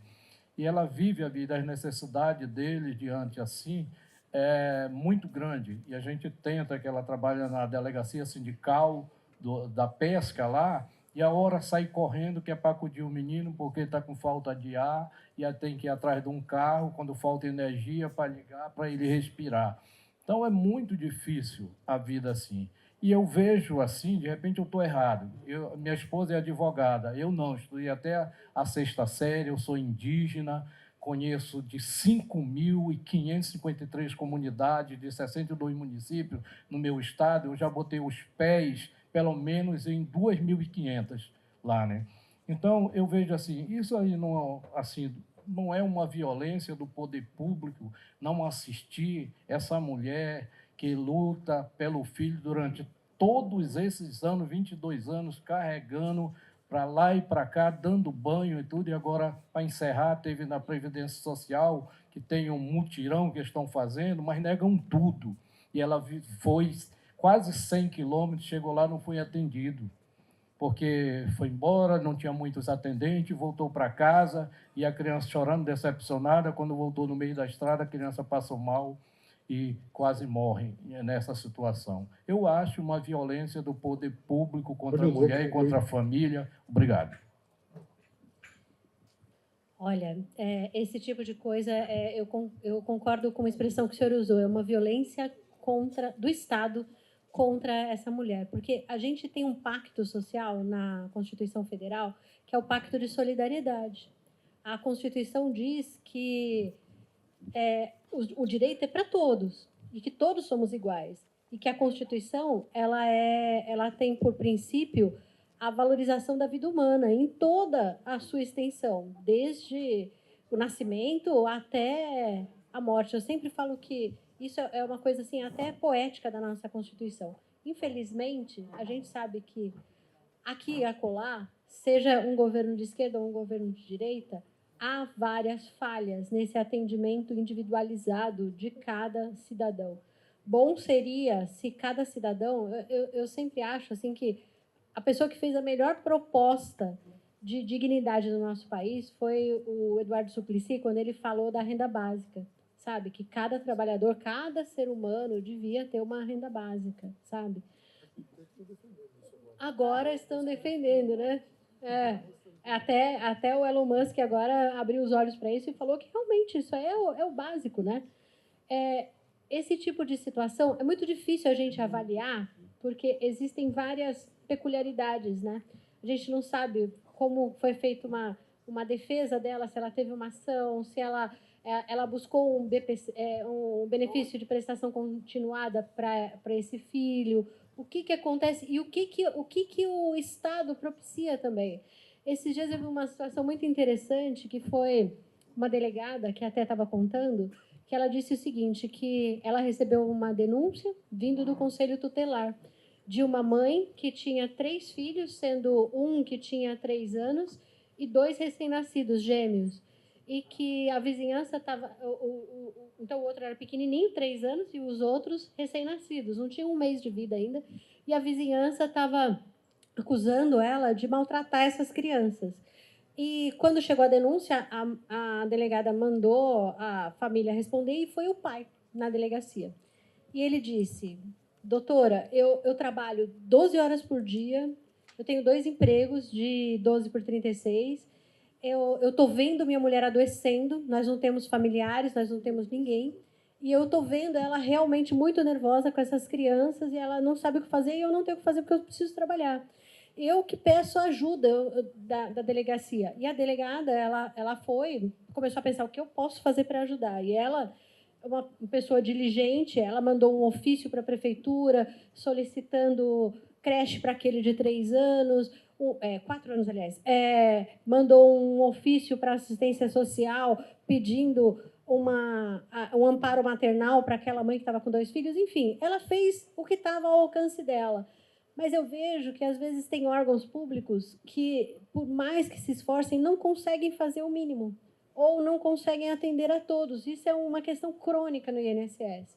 A gente sabe disso, que o INSS ainda, infelizmente, é um órgão que tem muitas falhas, sabe? Então, assim, o que eu aconselho, às vezes, esse caso dessa mãe é procurar um assistente social, ver o que o sindicato pode fazer, ver o que os órgãos públicos podem ajudar, porque é lamentável, realmente. Muito bem. Arnaud? Boa tarde a todos e a todas. Eu gostaria de agradecer ao presidente Neto pela qualidade dos debates que nós estamos tendo desde o dia de ontem, e a nossa delegação do Rio Grande do Sul salientou isso, que cada debate tem sido de extrema importância. Eu queria, inclusive, ressaltar agora as nossas palestrantes, a doutora Luciana, pela sua postura, e a doutora Cristina, com quem nós já convivemos lá no Rio Grande do Sul, e nos dá a alegria de estar aqui. Mas eu vou procurar falar mais só uma coisa em relação à Justiça do Trabalho. A CSB, inclusive, em Genebra, durante a Conferência da Internacional do Trabalho, eu não me recordo se foi o ano retrasado, nós encaminhamos um documento em nome de todas as centrais, que nós coordenamos, inclusive, junto com a presidente da ANAMATRA, então a doutora Luciana, ao presidente do TST e aos ministros e os demais que estavam lá, em defesa da Justiça do Trabalho, que estava sendo alvo e continua sendo alvo pela sua extinção.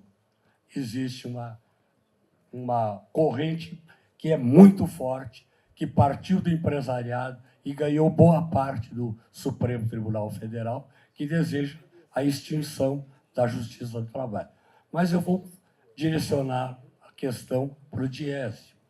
A partir dessa nova realidade, dos últimos, posso dizer, 10 anos, onde não apenas nos dissídios se discute o percentual, o vale-transporte, o vale-refeição, como é que tem sido, em termos percentuais, as demandas dos sindicatos em relação às demais cláusulas, como as cláusulas sociais, que vão desde a questão da saúde mental, das condições dos locais de trabalho, enfim, desses outros temas da inclusão, seja PCD, seja negros, seja, enfim, trans, enfim, qual tem sido o percentual da inclusão pelos sindicatos e o sucesso disso nas negociações. Muito obrigado. Obrigado, Arnaud. Bem, eu não sei exatamente, é que é um tema complexo, né? Você vai olhar várias garantias, né? O que eu tinha falado no início, por exemplo, é que as garantias relativas às mulheres, elas são muito disseminadas, né? Porque elas já são historicamente, foram construídas a um período maior histórico, né? E, então é difícil fazer uma abordagem. A gente olhou essas cláusulas, por exemplo, relativas a negros, tem um percentual de 12% a 15%, não lembro exatamente, ou PCDs e tal. Então, varia muito de acordo com o tema. Mas é interessante observar como a negociação coletiva deixou de ser uma negociação apenas de database, do dissídio, o reajuste, o piso, para se tornar complexo, né? E tem estudos nossos que a gente observa que na época da ditadura, quando nem tinha negociação coletiva direito, você tinha uma sentença da Justiça do Trabalho que determinava o valor do dissídio, né, o valor do reajuste e do piso. E à medida que o Brasil foi se democratizando, nos anos 80, depois 90 e tal, as pautas foram se ampliando. E hoje em dia, não dá mais para ser um dirigente sindical que fique ligado somente a questões do INPC ou a variação da cesta básica. Isso são questões importantes, elas continuam sendo muito importantes. O carro-chefe continua sendo a questão econômica, mas tem uma pluralidade de temas, né? E a gente observa pelas próprias diretorias dos sindicatos. Você tem a diretoria, você tem as direções, né, de LGBT, de mulheres, de negros, etc., etc. Mais recentemente, você tocou no assunto da saúde mental. Esse tem sido um tema importantíssimo no debate, na negociação coletiva. A incorporação da saúde mental como uma questão chave do âmbito das relações de trabalho. Os sindicatos estão se formando nisso, as CIPAs estão se preparando para incorporar, porque também teve uma mudança na legislação das CIPAs, né? Então, as CIPAs já estão adotando medidas para trazer esse tema, e é isso. Eu acho que, à medida que se democratiza a sociedade, mais questões aparecem. Se a gente fechar, se a sociedade voltar a um regime autoritário, a gente vai voltar só a ter decretos dizendo quando vai ser o reajuste, quando vai ser o piso e só. Não, o sindicato tem que se arejar, o sindicato tem que abrir para as novas questões e ele tem que reconhecer a pluralidade dentro da unidade. Nós somos plurais dentro da classe trabalhadora e como plurais, nós temos demandas plurais, né? Obrigado, Luiz. Muito obrigado. A última pergunta, se puder fazer rapidinho, porque a gente está um pouco atrasado com o painel. Boa tarde, pessoal. Agradeço aqui a atenção de todas e todos. Só para complementar aí, também de encontro com o que a doutora Cristiane comentou, eu, né, sou homem, trabalho e nunca tive implicações que as mulheres sempre tiveram no mercado de trabalho. Então, recentemente, o Banco Mundial e o Fundo Monetário Internacional emitiram um relatório que disseram que no status atual da renda, a gente vai demorar quase 2 séculos para que a renda média feminina se equipare à renda masculina, né? Então, essa questão da pluralidade da classe trabalhadora, seja a questão racial, de gênero ou das mulheres, é fundamental que seja absorvida pela classe trabalhadora, porque no meu entendimento, no meu raso entendimento, e a pergunta é se a doutora concorda com isso ou não, é que somente essas pautas só vão conseguir ser superadas da questão feminina, da questão racial e da questão de gênero, se elas forem absorvidas pela classe trabalhadora, porque, em último caso, em última análise, e isso é uma perspectiva individual, né, do meu ponto de vista, nós estamos falando de organização, de evolução da consciência da classe trabalhadora. No fim das contas, repito, esse é um entendimento meu, a gente está falando de luta de classes. Então, a classe trabalhadora precisa se organizar e absorver essas pautas para que a gente consiga ter ganhos reais e não somente aguardar que essas pessoas afetadas por essas causas venham até o sindicato e absorvam. Não, eu acredito que deve ser, isso aí deve ser unificado como um dos fatores principais da luta sindical. Muito obrigado. Obrigado.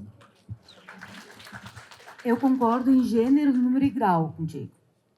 Eu pulei muitas coisas do que eu gostaria de falar, mas eu tenho a impressão de ter falado assim, interesses das mulheres, que se colocam, né, como específicos das mulheres, interesses específicos da população LGBTQIAPN+, interesses específicos da população negra, não podem ser vistos como interesses identitários. Eles não é porque é uma mulher que vai ser imediatamente atingida pelaquela cláusula social, que aquele é um interesse que só atinge a mulher.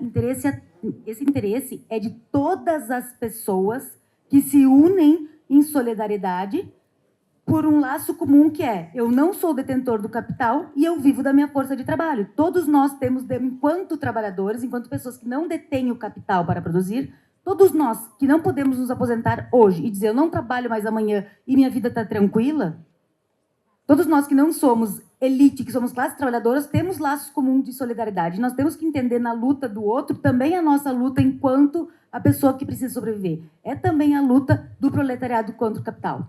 Então, pensar que uma pessoa negra precisa ter uma facilitação ao mercado de trabalho, de acesso ao mercado de trabalho, vai tirar a vaga de uma outra pessoa, isso rompe o ciclo de solidariedade que deve haver entre as pessoas que comungam da sua necessidade de trabalhar perante o capital. Então, concordo contigo 100%, nós temos...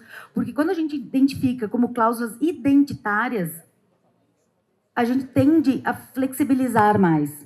Quando, e por muito tempo, por exemplo, cláusulas que eram vistas mais benéficas às mulheres, por ser cláusulas identitárias, cláusulas das mulheres, elas eram vistas como cláusulas que incomodavam a negociação. Eu estou negociando por um ponto a mais no reajuste, mas agora eu vou ter que negociar também, vou ter que parar tudo e vou ter que lutar por mais dias de licença maternidade. E aí eram vistos como cláusulas que incomodavam, que atrapalhavam a negociação da maioria. Isso foi rompido, e aí o Luiz falou muito bem que as cláusulas de gênero, né, cláusulas que são mais benéficas às mulheres, são as que predominam na negociação, se a gente for olhar. Mas a gente conversava isso no 8 de março, são cláusulas das mães trabalhadoras. Quase 95% das convenções coletivas que trazem no seu rol benefícios para as mulheres são benefícios para as mães trabalhadoras. Importante, importantíssimo, mas ser mãe é uma das facetas da mulher trabalhadora. A mulher tem outras demandas, como, por exemplo, o combate ao assédio sexual, que afasta ela do ambiente de trabalho e que ela sofre 5 vezes mais do que homens. A mulher tem outras demandas, ela adoece de forma diferente. E eu brincava na outra fala, eu duvido que se homens menstruassem, nós não teríamos até hoje licença menstrual nesse país.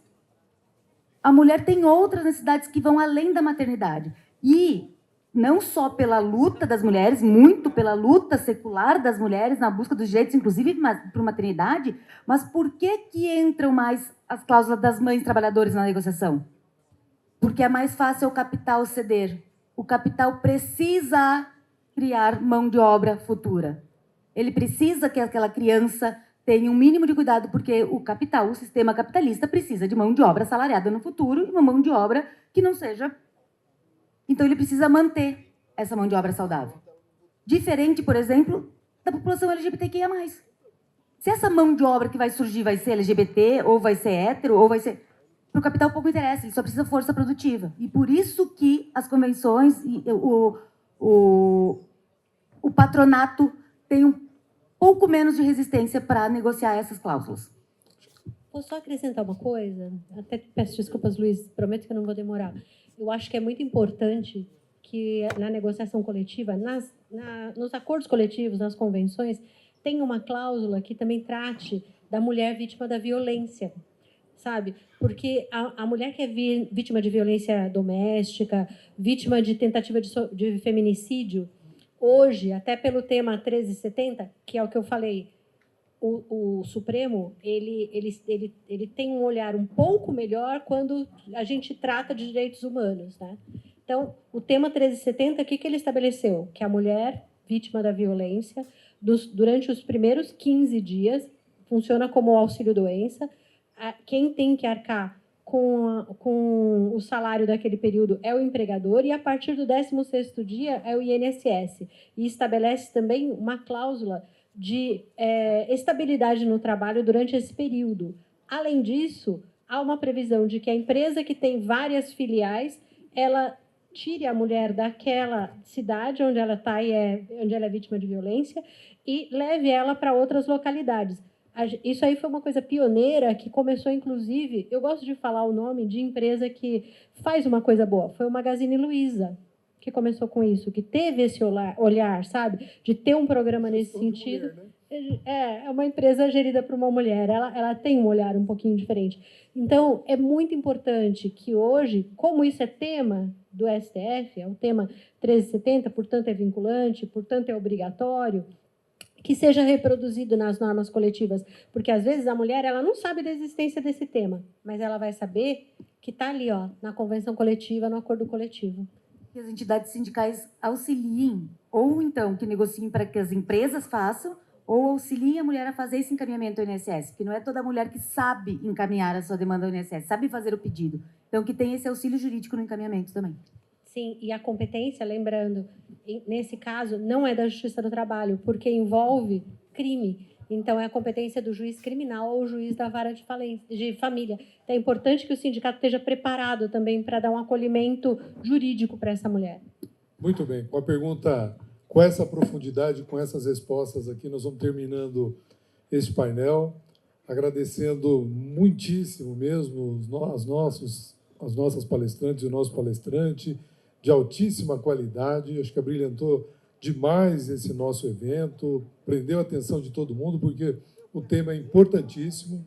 Acho que sai daqui, a palavra que sai desse painel é inclusão, a palavra que sai desse painel é acolhimento, a palavra que sai desse painel certamente é que a gente, aí já não é a palavra, né, mas que a gente precisa efetivamente olhar para aquilo que nós estamos fazendo e o quanto a gente pode contribuir a partir das negociações coletivas, entendendo efetivamente que a nossa disputa é disputa de classe social, de ascensão efetiva das pessoas que mais precisam da força e da luta do sindicato. Então, agradecer aqui com todo carinho mesmo a doutora Cristina.